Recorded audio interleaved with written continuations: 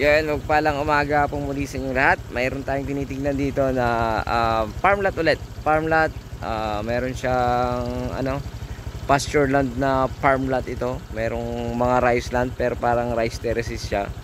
So tingnan natin para po makita ninyo. Ito po ay, alam ko ito nasa 2 hectares, pero check natin mamaya para po mas maigi po. So ito ay bayan ulit ng Umingan, Pangasinan, at napakahaba ng frontage nito. Nag corner lot siya. So ang umpisa ng lupa, tara tingnan natin.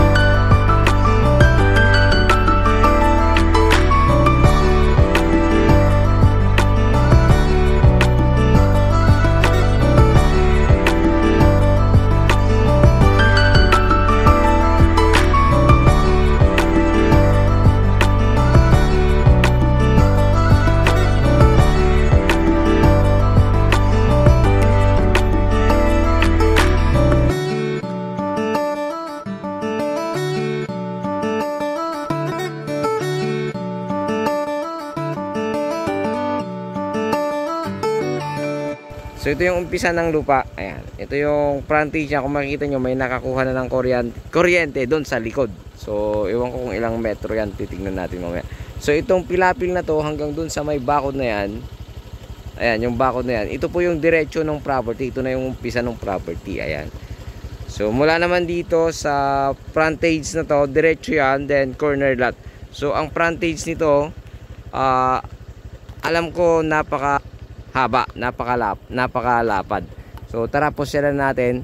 Siyempre ikutan natin tong property. Ayan, kung makikita nyo naman yung loob niya, meron siyang palalim.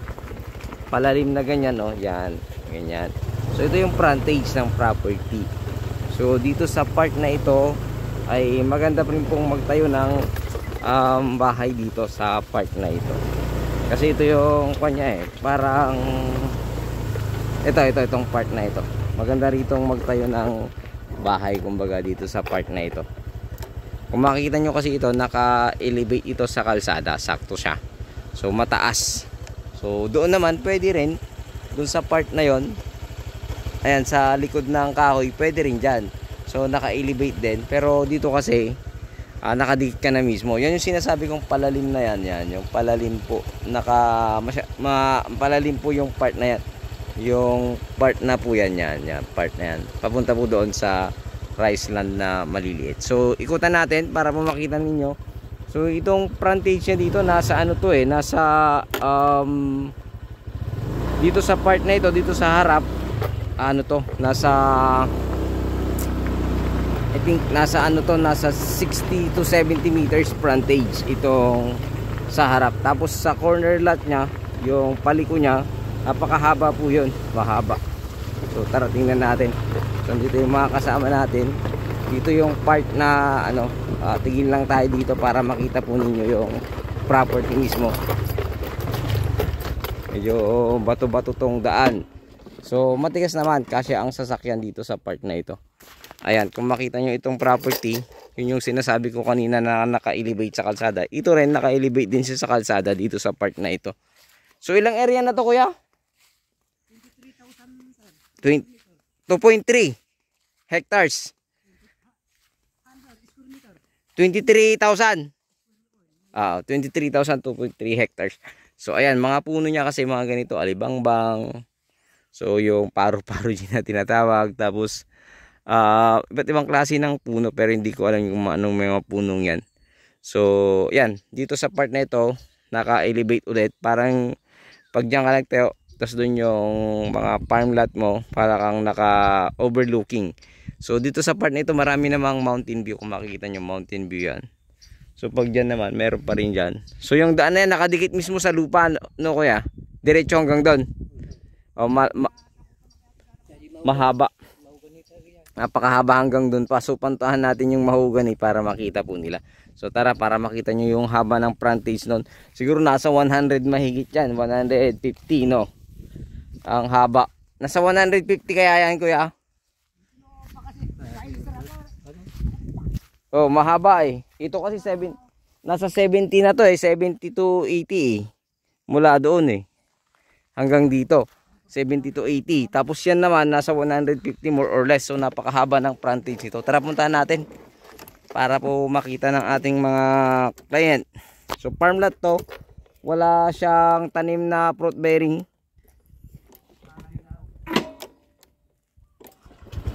Tara. Mula sa cemented road to, malapit lang. Papakita ko po mamaya or sukatin ko na lang. So ito yung kanyang frontage dito sa part na ito. Ayan. Makikita nyo nakadikit pa rin sa property. Ayan, dikit na dikit sa property po natin. So ang kwan lang dito syempre itong daan, rough road pa. Pero kaya naman ang sasakyan dito. Kayang-kaya naman. So makikita nyo ganyan po siya. Ayan. Ayan, so wait lang. Medyo pababa. Post muna natin. So ayan, makikita nyo dito sa part na ito. Ayan, ganyan po siya. So sa likod, ayan, ganyan po yung likod natin. Ganyan po yung rough road. So yung 4 wheels kayang-kaya naman. Pag naka-single ka kasi, syempre may out of balance siya. So ayan, yung mga puno, alam ko to, adaan po itong puno na to adaan, yan, mga adaan yan. So tara, punta natin yung napakahaba. I think nasa 150 meters ito, itong side na ito. Yung kwan naman dun sa kabila 70 to 80. So napakalapad po ng frontage. Pero pag naka single motor ka tsaka hawak-hawak mong camera, medyo mahirap. Top road po kasi tsaka bato-bato. So ayun, Mag-isa kasi tayo ngayon. Kaya medyo ano po, bagal-bagal lang. Baka mamaya tumumba tayo mag-slide. Ito yung rice land niya. Papakita ko lang po itong rice land ng ating property. Ayan, kung makikita nyo yung rice land, napakalapad naman ng rice land niya. Hanggang doon naman siya doon sa may bakod. Ayan yung bakod niya, doon sa lampas ng saging, sa kubo. Ayan, yung kubo nakapasok po dito sa property. So ayan po yung mismong bakod. Tapos syempre ipapaliparan natin ng drone para makita natin.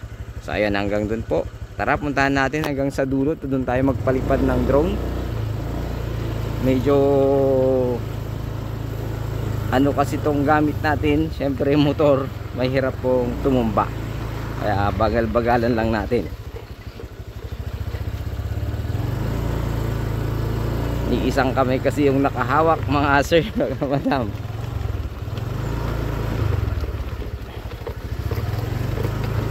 So ito yung daan natin, may mga ganyan-ganyan konti, pero matigas naman po. Hindi siya, kumbaga hindi lumulublob yung mismong gulong.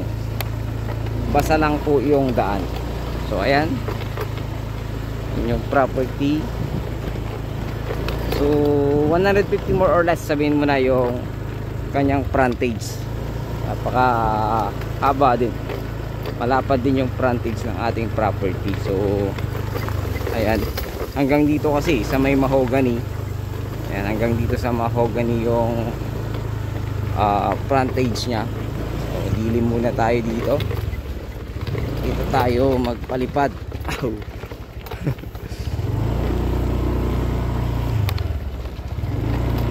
Dinong tayo. Kasali pa yan kaya?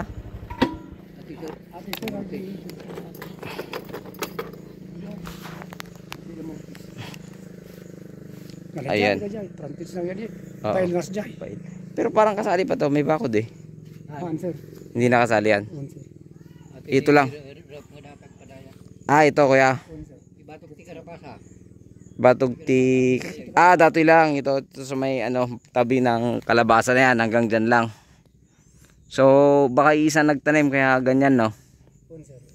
So ayan, diretso yan. So sa bagay mamarkahan ko na lang dun sa drone para makita ninyo. So yung boundary niya sa taas hanggang doon din. Hindi nalalampas dun sa no. Pero yung bakod nagkasimot na eh.